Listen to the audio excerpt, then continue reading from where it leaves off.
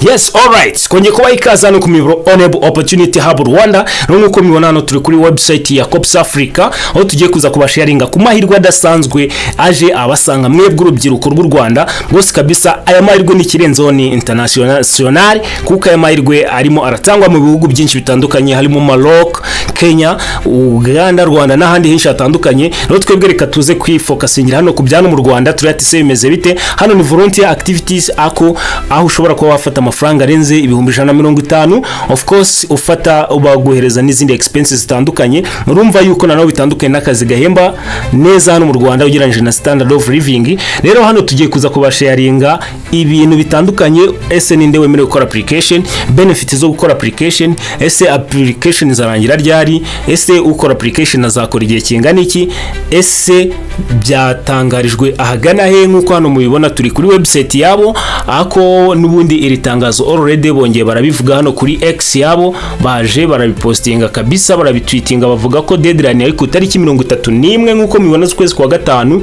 Even no kuri Job in Rwanda iri tangazo rirahari ho, noneho baje guhita banavuga yuko abantu bakenewe ari abantu 160. Urumva rwose yuko hano uramutse wibuzemo waba utabishizemo muhate neza, ahubwo kurikira urebe ngo niki kigiye kuza kuba cyavugwamo, kandi turebe uburyo twaza guhita dukora application. Rero niba ari bwo bwa mbere ugeze no ku miburo Onebu Opportunity Hub Rwanda, birumvikana urakora subscribe, share and comment kugira ngo tuzakomeze tugende tubana no mu yandi mahirwe azajyaza umunsi ku wundi, kandi sharing na bagenzi bawe. Maybe ushobora kubona ino application cyase ushobora kubona ino opportunity wowe utayikeneye cyane cyase uterede, ushobora kuba wenda uyibonye ukiri kwiga ushaka kubanza wasoza kuba wayisharinga mugenzi wawe uzi wasoje kwiga uri mu buzima bwo hanze, agahita yigerageza ubundi ibintu bikagenda neza.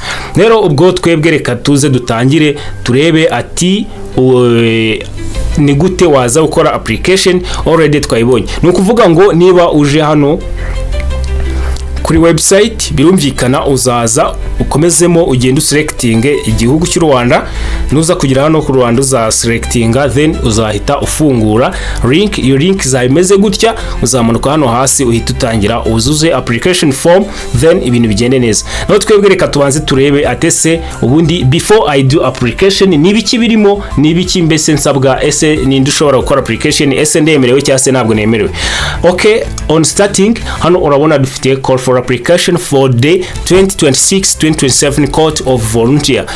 Of course birumvikana nuno mwaka turimo ushira umwaka uzaza abazakora application bakabafata n'icyo gihe bazakora. Rero call for application for 2026-2027 cohort for volunteer, CorpsAfrica provide African opportunity to serve as volunteer for 10 months in rural and serve community in their own countries to facilitate small scale high impact project identified by local people and funded by partner from Africa and around the world.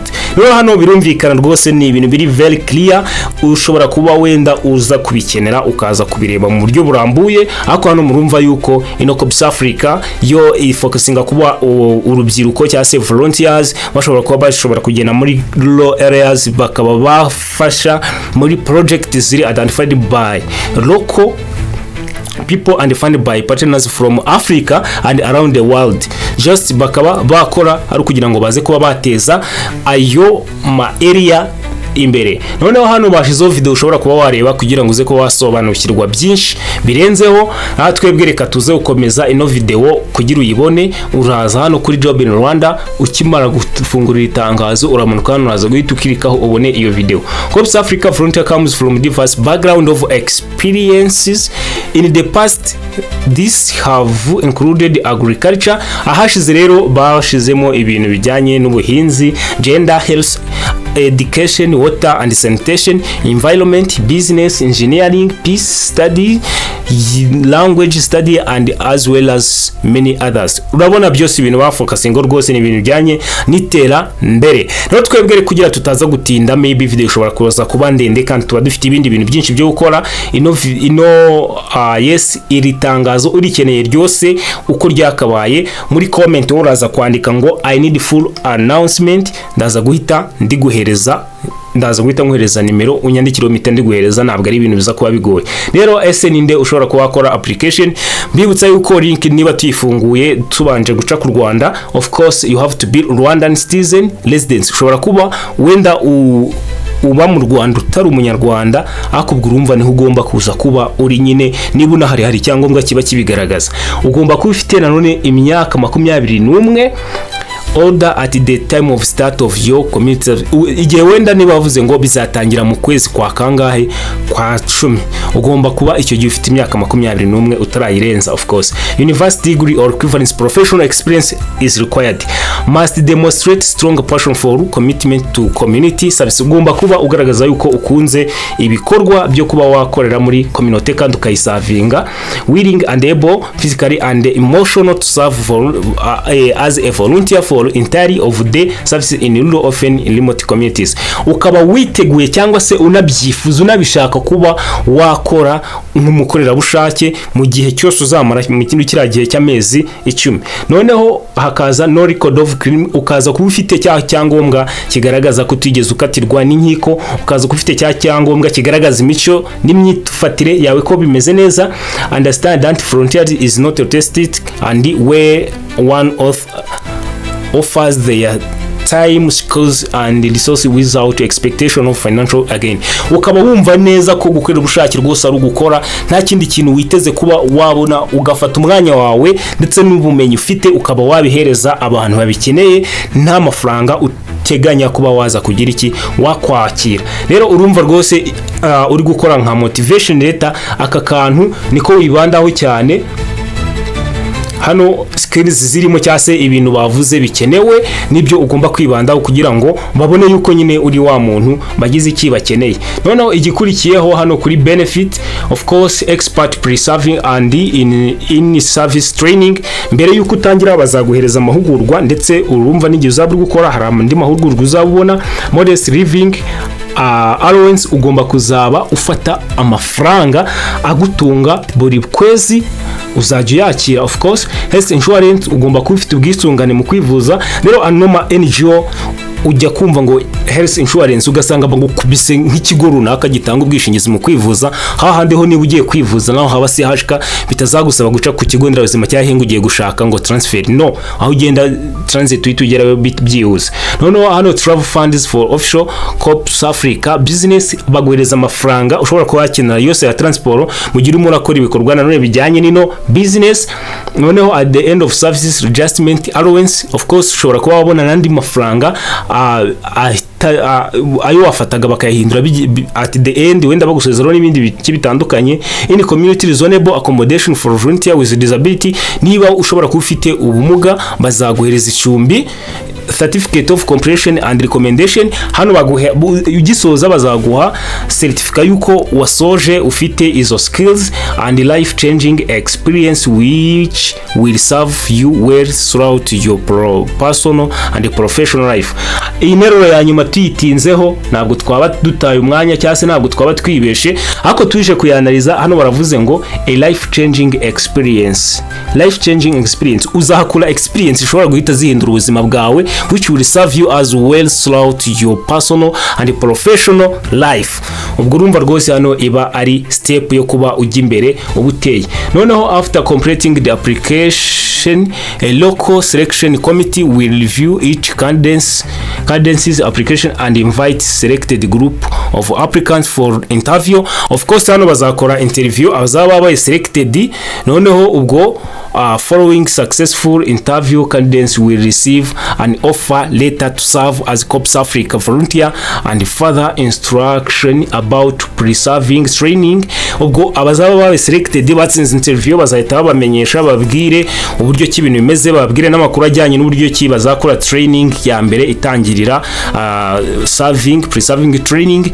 The process is highly competitive and only top candidates will receive an interview invitation.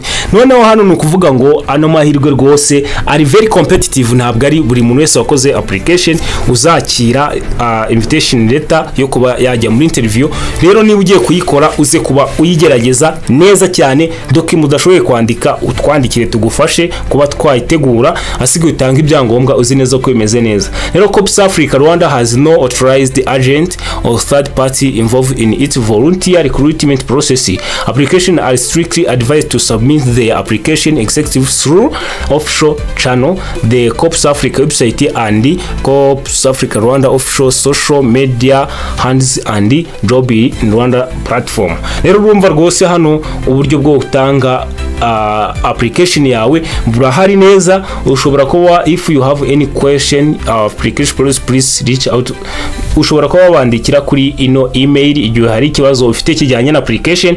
Noneho igihe ushaka gukora application uraza ugakanda kuri iyi link ugakora application cyangwa ukaza hano. Rero twebwe tudatinze reka turebe mu bintu muri sample ibyo uza gushira muri application yawe, asigaye tuze guhita tubonye abemerewe gukora application byose turabibonye neza, ahubwo reka turebe atese ugiye gukora application iki waba witeze uko byaza kuba bimeze ni gute. Rero wowe hano ni bya bindi byose duhoze dusoma, ntabwo tuza kubisubiramo, ahubwo hano CorpsAfrica volunteer receive the following before and during. Hano ni ibyo ushobora kuba wa receiving living allowance adequate to support the volunteer, his or site and health insurance. Ibi twabibonye.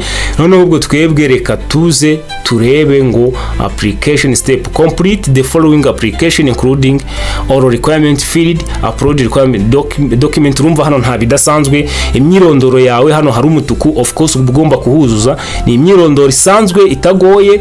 Bajya kuri education, of course urahitamo ugende wuzuza, niba bavuze ngo education highest level uraza guhita ushyiramo, niba ari secondary ushiremo, niba ari kaminuza ushiremo, niba ari byose ubishiremo nyine.